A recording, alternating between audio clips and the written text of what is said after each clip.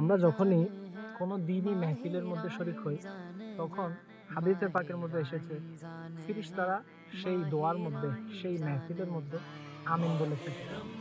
একটা প্রশ্ন, জিবরাইল আমিন আলাইহিস সালাম রমজান মাসের মধ্যে রাসূল পাক আলাইহিস সালাতু সালামের দরবারে এসে দোয়া করলেন, ইয়া রাসূলুল্লাহ, যে রমজান পেল নিজের গুনাহকে ক্ষমা করাতে পারল না, সে ধ্বংস হয়ে যাক। রাসূল পাক সাল্লাল্লাহু আলাইহি ওয়াসাল্লাম বলেছেন আমিন।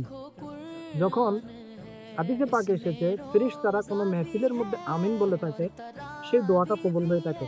আর যিনি ফেরেশতাদের আকা, ফেরেশতাদের সরদার, যার বদৌলতে দুনিয়া এবং আখিরাত আমরা পেয়েছি, তিনি যেই দোয়ার মধ্যে আমিন বলেছে সেই দোয়া অবশ্যই কবুল হবে।